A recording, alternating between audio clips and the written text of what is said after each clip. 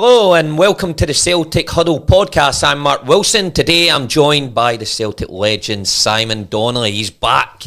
We're also joined by one of my ex-teammates, Kelvin Wilson, will be joining us. Helped Celtic win 2 league titles and played tonight. The Hoops defeated Barcelona 2-1 back in 2012. On today's podcast, we'll examine what Celtic need to do defensively to sort out the shambles that has plagued the team all season. We'll look at players who need to be moved on. We'll also look at some realistic signing targets to bring in to strengthen the spine of the team. And we'll discuss the latest stories in the media and look ahead to the game against Aberdeen on Saturday. Once again, also get your comments in. We want to hear from you, the Celtic fans. We'll read out as many as we possibly can, but we want to hear your opinions, what went on this season, what went on Sunday against Ross County, and probably some realistic signing targets if you've got any in mind. And delighted to say once again the podcast is now sponsored by First Star Legends Gin, First Class Transfers and Social Recluse. We thank them all for their support. So let's get to it. No time to waste. We'll bring in ex-teammate of mine's right away, Sid, Kelvin Wilson. Kelvin, how you doing? Yeah, I'm good, Willow. Thanks. Good, mate.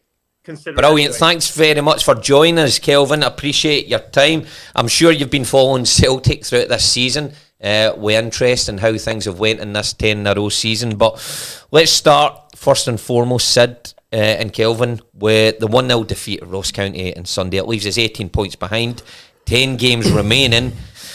Look, we'll start with you, Sid. Is this one of the worst seasons you can remember for Celtic? It certainly is in recent times. I need to be careful before somebody digs me up. I was involved in 93, 94, which we didn't set the place on fire that year either.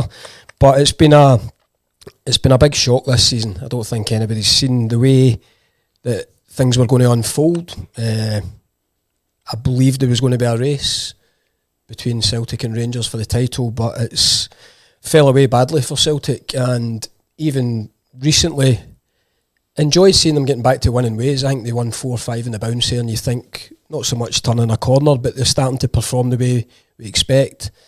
And then the disappointment of Sunday again just kind of emphasises how bad the season's been. Yeah, Kelvin, yourself, are you surprised at the lack of challenge really in this season where it means so much? You know what it means to play for Celtic and what it means to win, but the pressure.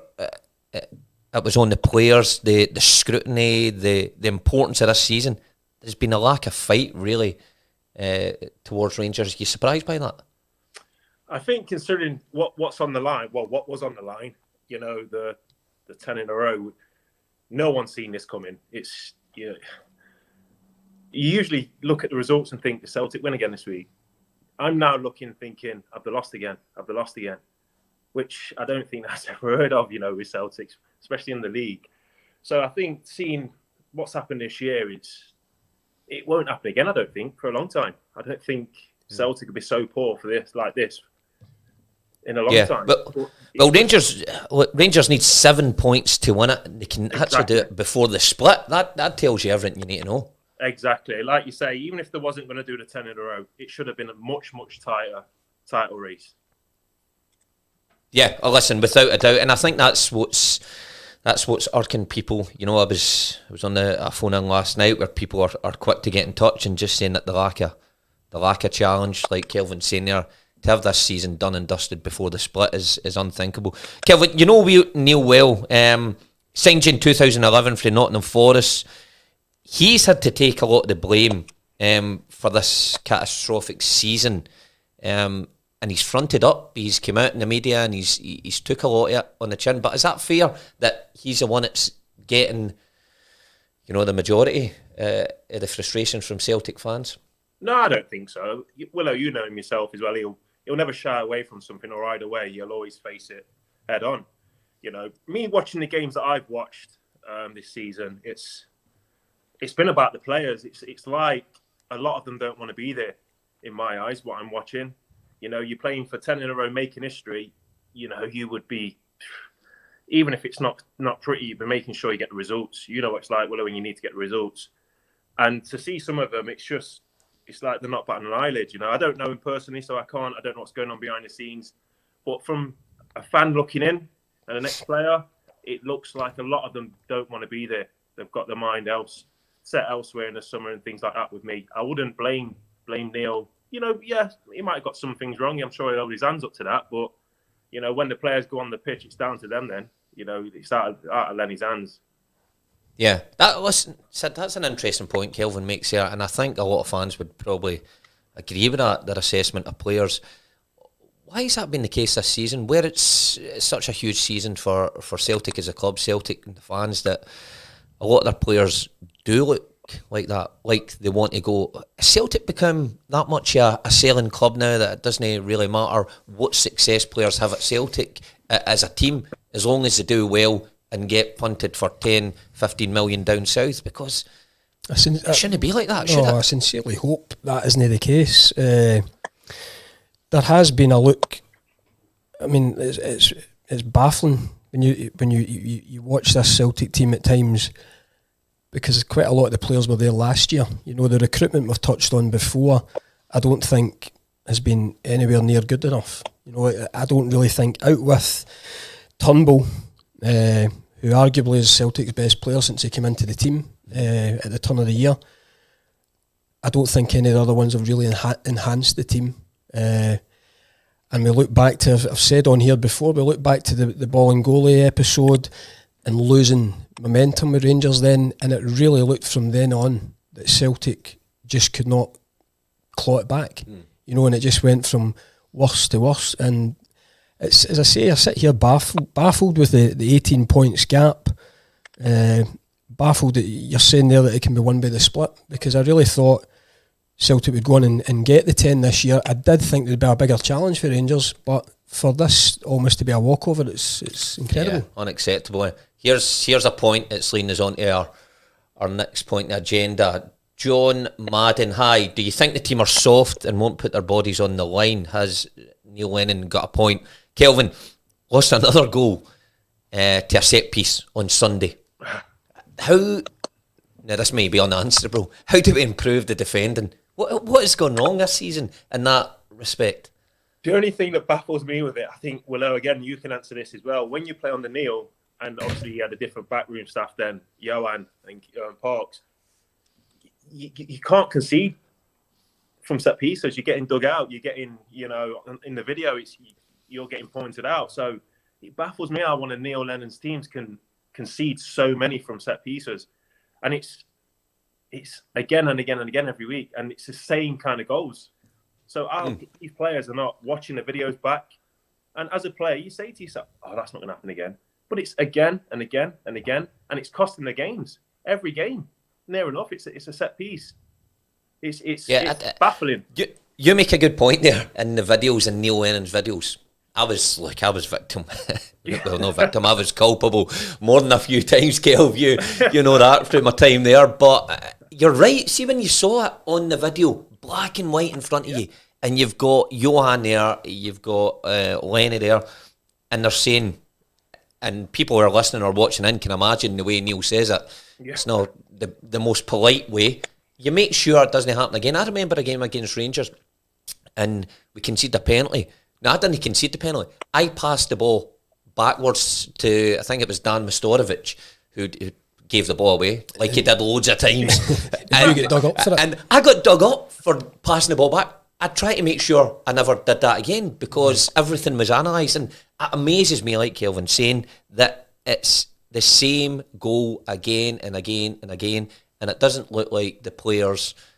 It doesn't look like it matters enough, said to them, to keep a clean sheet. Laxalt the other night, didn't look like it mattered to him to block Jordan White's run or get close to him. It just... And that's been... An acceptance. That's been... you say an acceptance. I mean, Kelvin himself said there what was on the line. Everybody knew what was on the line, the importance of this season. So to say there's an acceptance is, you know, hard to believe. But time and time again, set plays... It rears its ugly head again the other night, and even the Motherwell game recently, I think there was a clearance off the line at the death to get the 2 points. So it's been a real concern at the centre of the defence there this season, with just defending corners and free kicks round about the box. They look really soft. Well, if you play against lesser players, and let's be honest, the the majority of the league are lesser players than what Celtic got. The last thing you want to do is give them a chance. A lottery almost put the ball in your box and you end up losing a goal. But look, you mentioned him there, Kelvin. Johan Mjalby was at the club with us, and quite often he would take the defenders on a Thursday. I think it was quite often a Thursday afternoon, was it, that the squad got split? I mean, talk to us about that. Do you feel that was a good thing that you separate the squad, working your back line separately? Do you think it's happening now? I don't know if it's happening now. Obviously, I don't know what's going on behind the scenes. But yeah, you were right, Willie. Yeah, Johan used to take us. And me personally, it helped me massively. It's something, you're playing in your units. You're playing with players at the side of you that you're going to play with week in, week out. So I think getting an understanding of each other, and I think that's going back to players. I'm looking at players now and I'm thinking, do you really want to be there? Because you don't concede that many set pieces if you're bothered. You put your head on the line. You put your body on the line. Oh, they're just thinking, oh, it's over now. Let's just get to the end of the season. I'm going to try and get out. Because it's happening every week, I don't think no matter how much they coach it, I don't know what they're doing, obviously, behind the scenes. They've got to want to do it as well. You can coach it all day on a Thursday, but when it comes to Saturday, if they ain't going to put the head there, they ain't going to put the head there. End of the story. Yeah, you're fighting a losing battle if they're not doing it. You know what strikes me as well? The amount of set pieces Celtic give away. So you can almost trace it back to, you're touching it there, Kelvin, working in units. But you're talking about tracing it back, but you passing it back to the defender there for the penalty.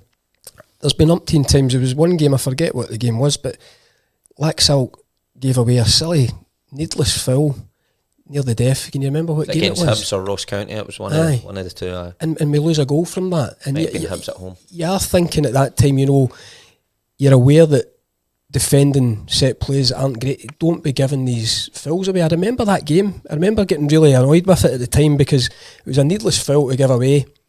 You could almost see it coming. And I think whoever it was, Ross County or Hibs, scored for that. Mm-hmm. So, as I say, it's just a theme running through the Celtic defence at the moment.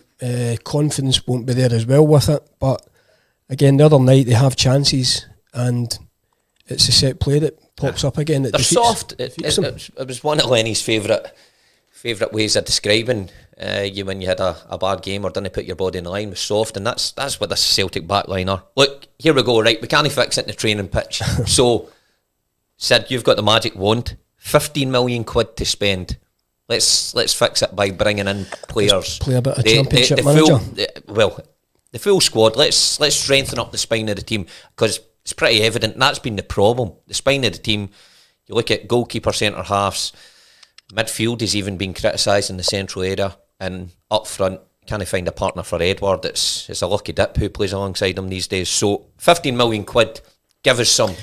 Right, well, you tipped me off before we came on air, so I did a little bit of homework in the small bit of time you gave me. That's professionalism, Kelvin. There you go, bit of homework. A keeper, right, so you think about players close to home, and there was one who I've been impressed with throughout his career at Aberdeen, Joe Lewis. Yep. Possibility for a keeper. Good shout. Another one that sprung to mind was a lad, Tom Heaton, that you played with at Bristol City, who's now at Villa, who's not playing.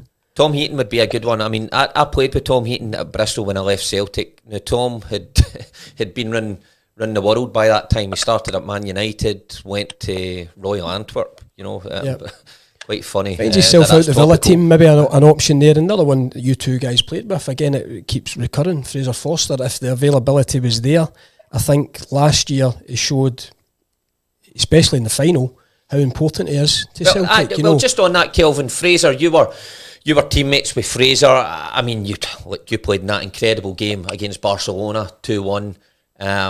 He was unbelievable that night. I think it'll live long in Celtic fans' memories how good he was and used as a back four that night.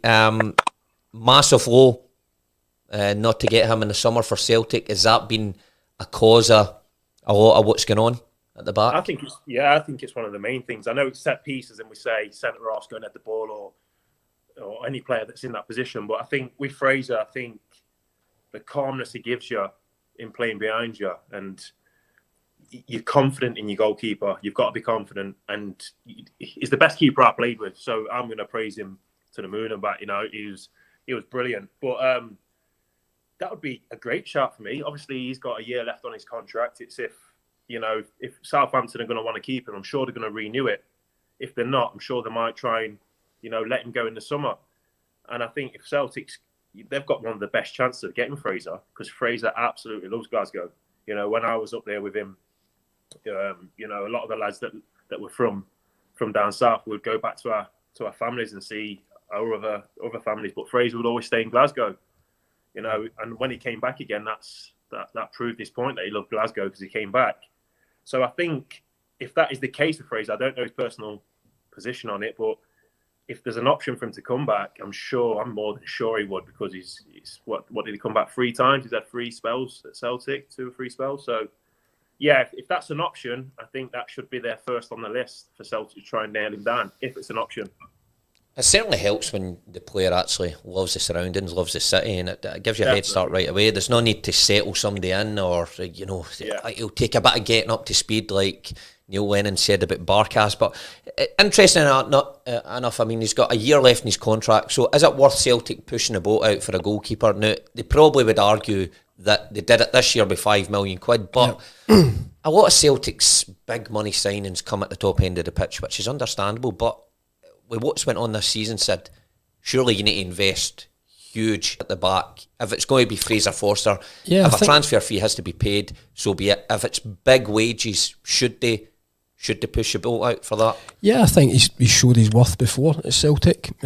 Somebody of that ilk, installs a confidence in the back four as well, which I don't think has been there this year. It's the keeper's role's been chopped and changed. The centre backs have changed. Full-backs have changed. So yeah, a strong keeper would be one of the ones that I would go for in the summer, yeah.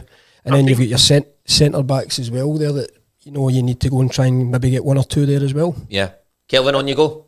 I think even with Fraser, I think, even from a business side of it, he's going to play. How well he looks after himself. He's in the gym every morning. He was in there first every morning. You're still going to get, he's only 32 years old, so you're going to get another 5-7 years out of him. He could easily play till he's 40, Fraser. So on a business side of it, they're going to do well that side. So I'd push the boat out to get Fraser if I was, to be honest. Yeah, good point. You're going to get plenty of years out of him. Look, another point Sid just mentioned there, Kelvin, your area expertise, centre halves. I mean, you were there when Neil and Johan signed Virgil van Dijk. Well, first of all, how good was he? Incredible player. I remember it was in Germany on tour, and he came out to train, and he was taking free kicks before training. I was thinking, what's he doing? He's a centre half. But he was just whipping him in the top corner, and we was all like, what have we signed here? It was just unreal. He could do everything, but everything looked so easy. He never broke a sweat. He was so calm. Yeah, he's the kind of player that walks in and you just know he's a good player. He's got that aura about him, and he proves it on the pitch as well. Yeah, I mean, look, what Celtic would do for a player like that in that position just now. But look, they're not easy to come by. So where does Celtic turn for a centre half? I don't even think they need 1. I think they need 2 or 3. If you're looking at Julien, the news that he's been out could be out for another 9 months. Yeah. The problems are there.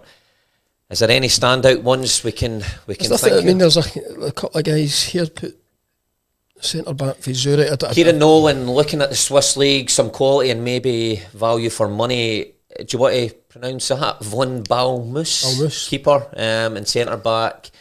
Omeragic at Zurich. Listen, don't know much about them, but look, interesting point, Kieran Nolan, and that's where Celtic, I don't know if they got lucky, but done their homework in Virgil van Dijk and found that's what they have to do again. They have to go, and whoever's in charge with the recruitment moving forward have to hunt these bargains out. Yeah. There's players there. Van Dijk's a classic. There is players out there, but it's finding them. That's the trick. Well, they've been successful in the past with some of these guys. I mean, Declan Gallagher keeps getting mentioned. I don't know if you'll know much about Declan Gallagher, Kelvin, but he was at Celtic when he was a kid. He's built his career up. He's now playing for Scotland, but I just don't think it would capture the imagination of the Celtic fans. They need something special in there. Somebody commanding. to be fair, I think they missed the boat with McKenna. I think he's come down to Forest. I watch quite a bit of Forest games. Obviously, I'm in Nottingham. I watch it on the TV and things. But I think with him being at Aberdeen, he was a proven SPL good centre half. I think Forest got 3 million, 2.5 million, 3 million. I don't understand why they didn't go for him. I didn't understand because I'm sure he'd have picked to go to Celtic, being a Scottish boy as well himself. I don't understand why they didn't push the boat out more to land him. The other one, I think, for maybe a short fix for a season, the boy that went from Preston to Liverpool, I think, when Van Dijk's back in the summer, Gomez is back and they've got their defenders back, he's probably going to be loaned out next year. So, Celtic could look at that, getting him in for a season, something like that. So I think there'll be a few options, but it's just getting the right one now, because I think for a while they've been getting the wrong ones, and this season it's proven that they haven't chosen wisely.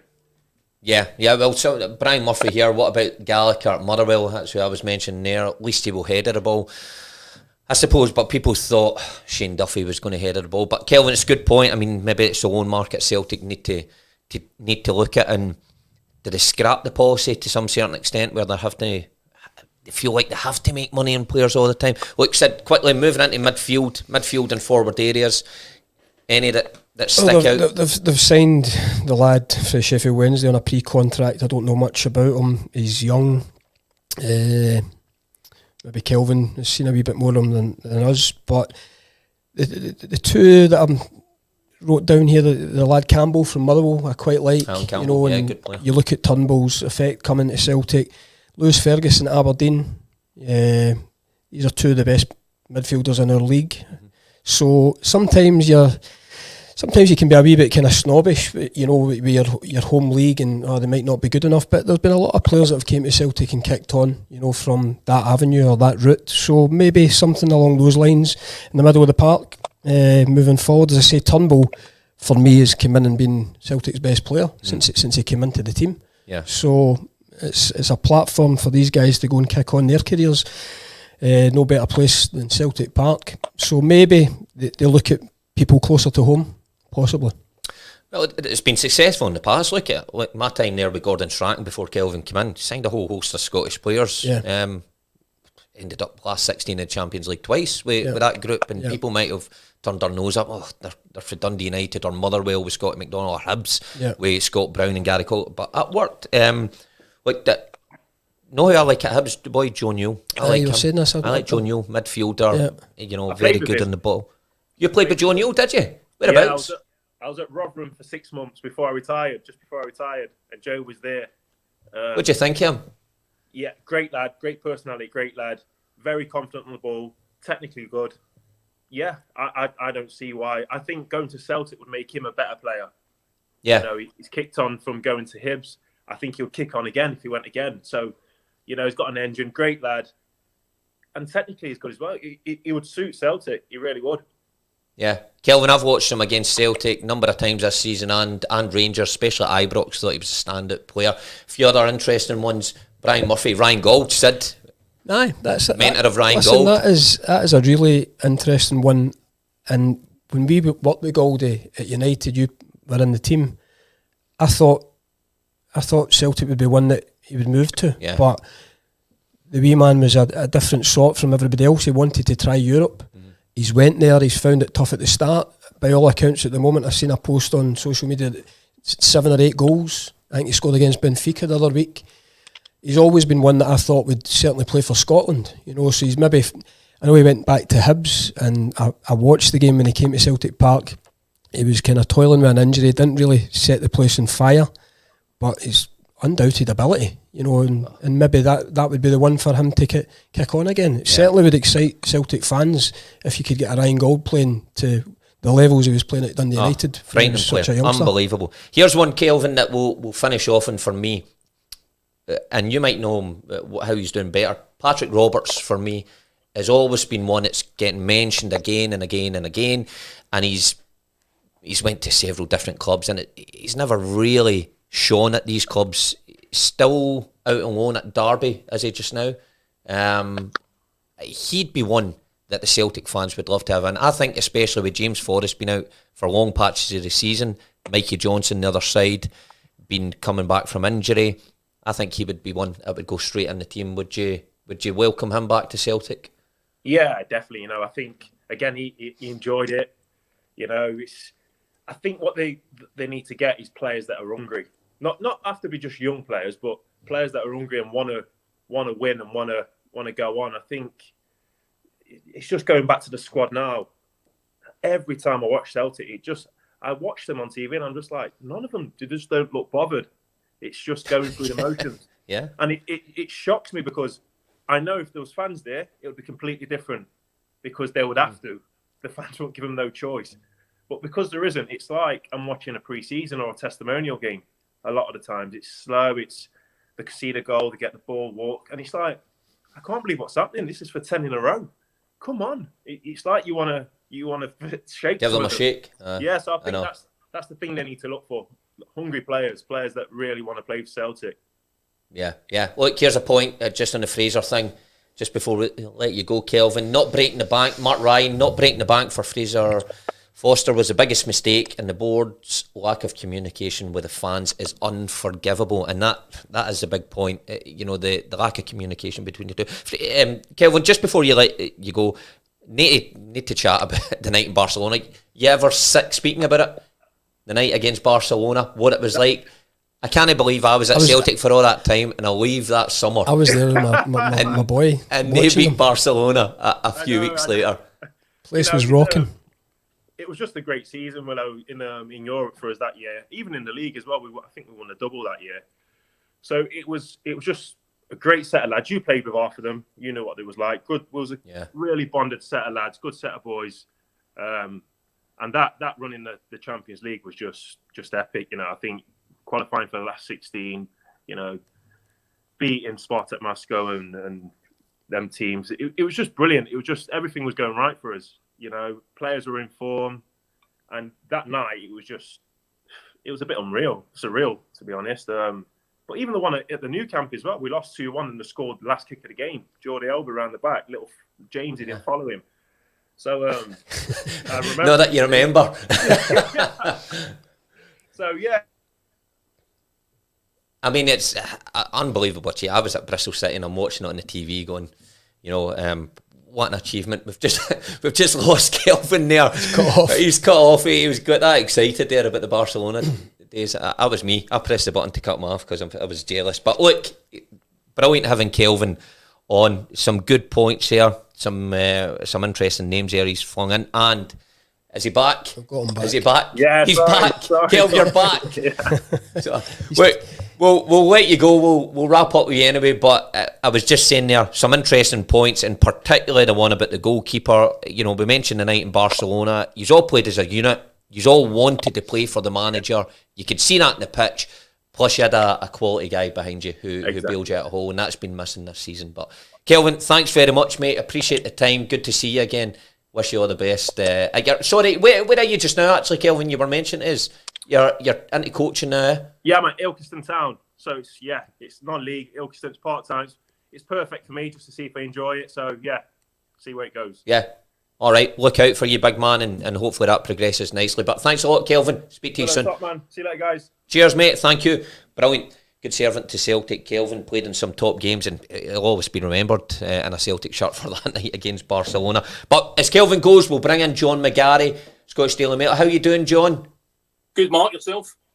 Yeah, not too bad. Thanks very much for joining us. We'll just get right into another point that I think is on the forefront of the Celtic fans' minds about the team next season.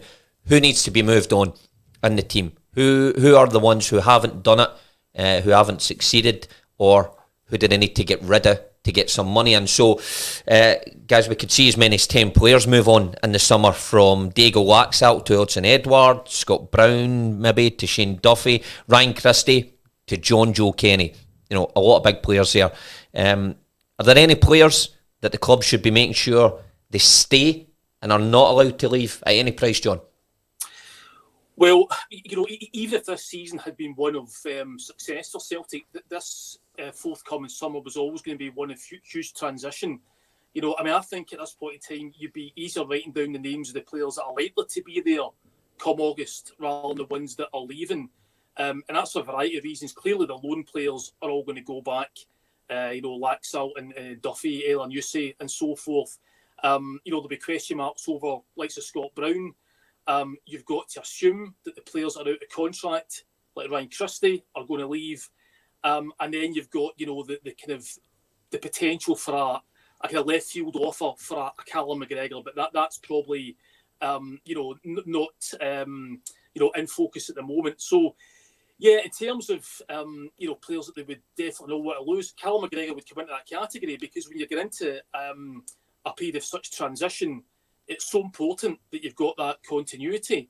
And, you're going back now and James Forrest has obviously not played much of a part this season. James Forrest and Scott Brown and Callum McGregor are kind of the links to the past, aren't they? And it's important to retain these players as well. But yeah, I don't think you're looking, over the last 20 years, I don't think you could possibly have recalled a summer that's going to be so transitional as this. And that includes, obviously, in the boardroom as well. Yeah, I'd have to agree with that. Said that point John's making there. This summer, over the last 20 years, you struggle to think of a season that's going to see as many probably out and in. I mean, looking at that list there, yeah, I actually agree with John. Cal McGregor, James Forrest, the rest, I'm not too sure if you'd be going all out to keep them. I think definitely those three. I think we spoke about it before about Bruni on this show as well. I think the influence around the dressing room, I think he has to stay in some capacity. He won't play every game, we know that now. But McGregor and certainly Forrest coming back, I think they've missed James Forrest this year, and it sometimes confuses me that he's never, or some people don't regard him as a popular player in the team, but he's been hugely important. It kind of confuses me, that one, the amount of goals and assists the guy creates, and important times and important games. I think he's been a miss. So I would agree with John with those three. Yeah. Turnbull that I keep talking about there. And then, there's going to be a big change. There's a lot of guys there on loan. Is Edward going to move on? We think he will. Duffy will go back. So it is going to be a revolving door in the summer, I believe, and it's important to keep those four that we mentioned there. Yeah.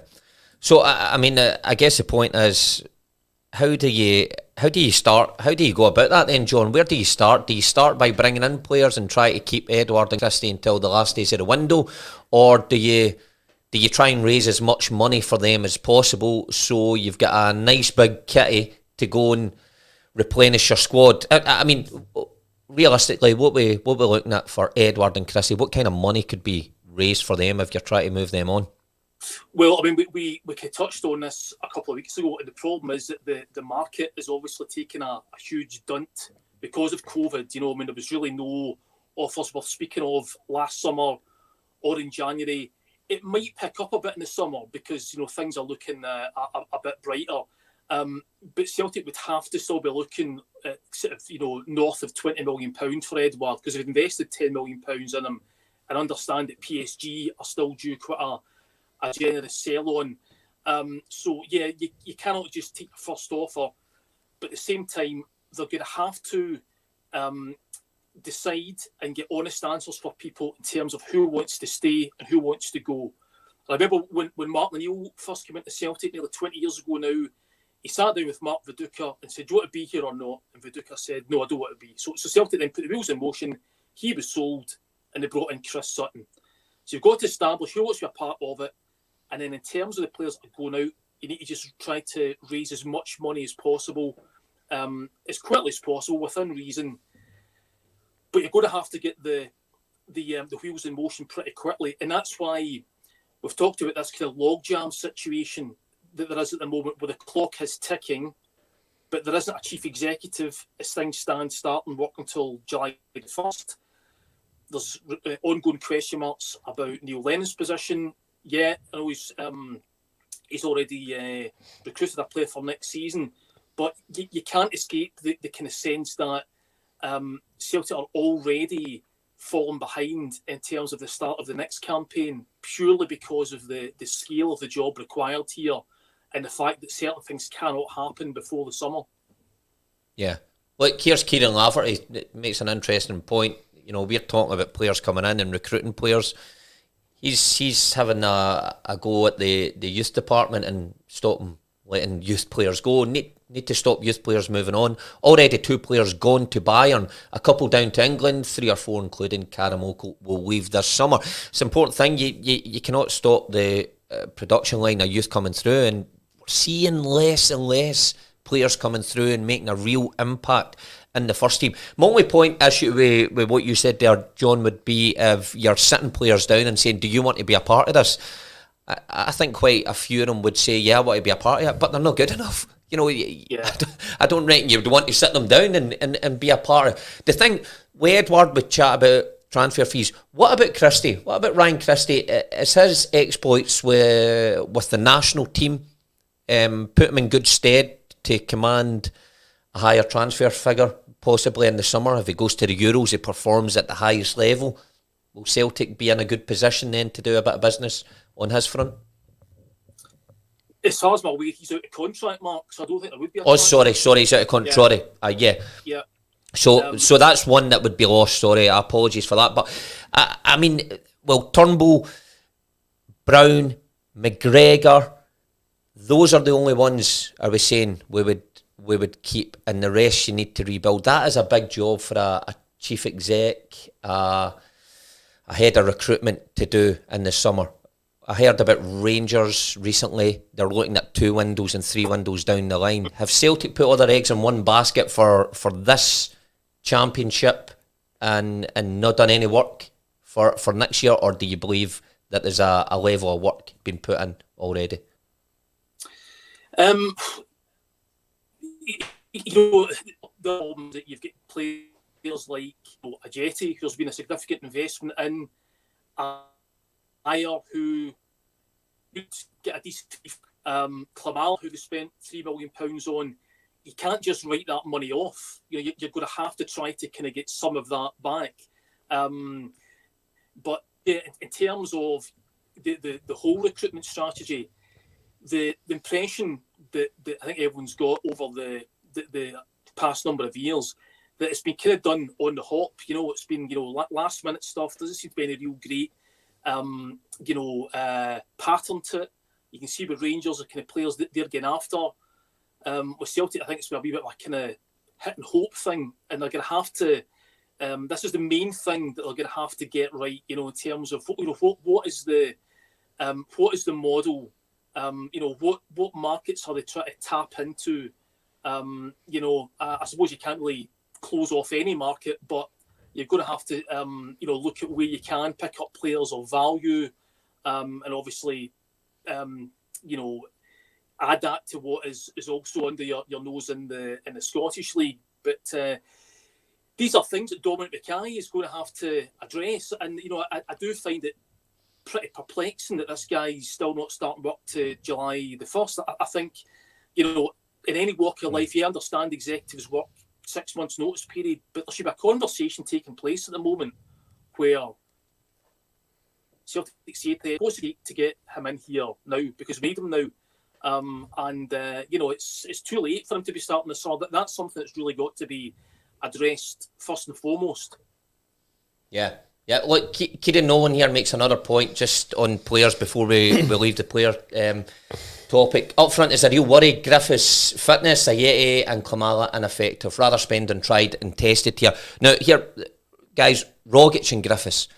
Is there any future, Sid, for them next year? Rogic, of course, was close to a £4 million move to the Middle East. Griffiths, I mean, we're seeing less and less of him. I know we've seen him for 20-odd minutes the other night, but is there any future past the summer?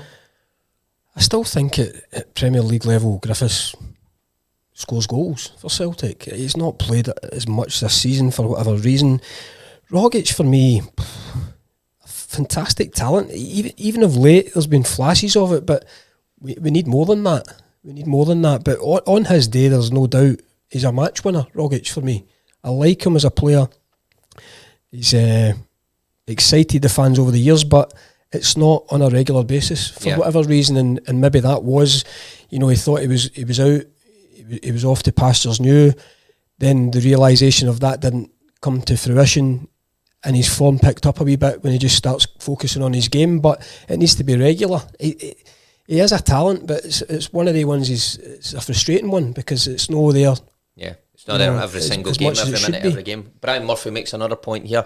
Somebody that you had mentioned to me before the show. Yeah, I mean, again, that was only me racking my brain with the 15 million treasure chest that he gave me to the ones that closer to home. He's kicked on at Hibs and done well. Would he kick on again at Celtic? We don't know. He's certainly one of the better strikers in the division. He's a goal scorer, but I mean, Hibs not back bids for Birmingham, so it may take a few quid to price him. Look, let's move on. Media coverage. Your area of expertise, John. So, John, you wrote in your match report from Sunday night in Dingwall, and I agree with this point, actually. This defeat significantly increases the chances of Steven Gerrard's men winning the title at Celtic Park on March 21st. In this most lamentable of campaigns, there are those who feel there is almost a sense of inevitability about that, and I've got to agree with that. It just seems like everything is building to that point where it's been a disastrous campaign, and what better way to finish it than to lose to Rangers at Celtic Park? It seems like it's headed that way. It's extraordinary, isn't it? I mean, Rangers now only need 7 points. Whether it's them that get them or Celtic drop them, it's going to arrive within the next couple of weeks. You think back to a few years ago where Celtic beat Rangers 5-0 to win the league, and the kind of the headaches that the SPFL have had over the years trying to avoid this scenario. And last summer, you would not have imagined in a million years that either team would have a chance of winning it in the third Old Firm game. We're not even talking about the split here. It really underscores how utterly dismal this season has been, and it was utterly summed up by the other night in Dingwall, where Celtic are going along reasonably well, 5 wins, looking for a 6th win. I don't think it was a worst performance of the season. Certainly better than the defeat to Ross County in the League Cup, but fundamentally couldn't put the ball in the net, and the Achilles heel of the set piece. It's just the kind of the same old movie, isn't it? Yeah, I mean, you just think that if Rangers were coming to Celtic Park looking for a point or 3 to get it, I just don't think the Celtic team have got enough about them, enough character to prevent them from doing that. I think it's almost kind of written in the stars, I would say. Yeah, that's a good point. It's hard to argue, but Neil said that the media don't show enough respect to managers. Is that an accurate statement from him? I think he's been under fire. I think frustrated. He's been under fire from all quarters. So maybe he feels treated a bit harshly, but it's the nature of the beast, unfortunately, isn't it? And just to go back to that, the possibility of Rangers winning it, 1999, I experienced it, and it was horrible. Of course, I saw you. It was horrible. Yeah. So we've spoke on the show today about players accepting defeat. If anything, they make sure it's not won on that day. Yeah, because it's a horrible experience. That must be. Yeah, I remember watching. John, on that point about Neil saying that the media don't show managers enough respect, what do you make of those comments? Do you agree with that? I totally agree with what Simon says here. It just goes with the territory when things aren't going well. You will get scrutinised heavily at Celtic when things are going well, but when things aren't going your way, then there is no hiding place. As things stand at the moment, the reason why Steven Gerrard isn't being subjected to the same scrutiny is because Rangers aren't losing matches and they're doing fine in Europe as well. Derek McInnes, who's had a tough time with it recently as well, has also been subjected to intense media scrutiny. It's just the way it goes up here. I don't really think there's been anything personal about it. I kind of sympathise with some of the broadcast journalists who've always get to ask people out about their position when we know the position's not going to change until the end of the season. You know, they're only really doing their job. No, listen, there's a pretty simple way to get the media off your back, and it's to win football matches. And at the moment, games. That's not happening nearly often enough for Celtic. Yeah. Look, talking about media on people's backs, should the media be on the SFA's back? You also wrote this week the SFA involved in a shambles surrounding Bobby Madden, David Room and Graham Stewart. John, I read about this story yesterday and I just couldn't believe it. What did you make of that situation? Yeah, well, I think there are direct parallels between Celtic's trip to Dubai, which was, you know, widely criticised, didn't do anything illegal, but I think it was morally wrong for them to be there. And I don't really see much distinction between this and three officials going to Greece to... Why was that? Why did they have to go to Greece? It was to make money, personally. I mean, the Greek league still fly in foreign referees to officiate their big matches, because the supporters don't trust any of their own officials. So it does happen, but clearly it comes down to this phrase of essential travel. Was that essential? I don't think you could possibly class that as essential. So I don't think it should have been there in the first place. For them to then come back and for a linesman to be involved in the Hibs-Hamilton game when he should have been isolating was extraordinary. Of course, it's the same lines for the Hamilton defender to be off, is by the by. But no, I think it's a huge own goal. I think the SFA have tried to kind of make themselves out to be kind of, you know, setting the real standard in this. I thought they were found wanting at the Scotland camp when Armstrong tested positive, and the likes of Ryan Christie and Kieran Tierney were both ruled out. It was only when they then spoke to the local health board that they were told, oh no, these guys have got to self-isolate as well. I thought the SFA were found wanting in that regard. So I don't think they can be really wagging their finger at anybody. And of course, they have been, you know, critical of their member clubs when they have come up short. So it's not a good look, is it? Let's be honest. No, listen, extraordinary situation, and you think with everything that's went on this season in our leagues, you know, Celtic going to Dubai and things, the SFA have always been quick to come up with things, but to have their own do that and kind of let it go or oversee it, it was unbelievable. So anyway, on to Saturday's game. Sid, Aberdeen drop more points, obviously not an option. What are you expecting from the game on Saturday? Tough 90 minutes? It will be, aye. It will be a tough one. They obviously beat Aberdeen recently.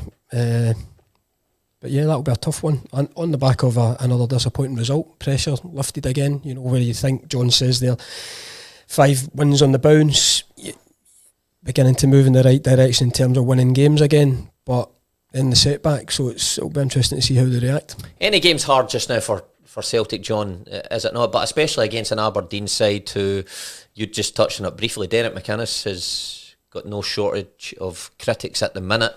They get back to winning ways on Saturday. He'll be looking to build on that come this weekend, won't he?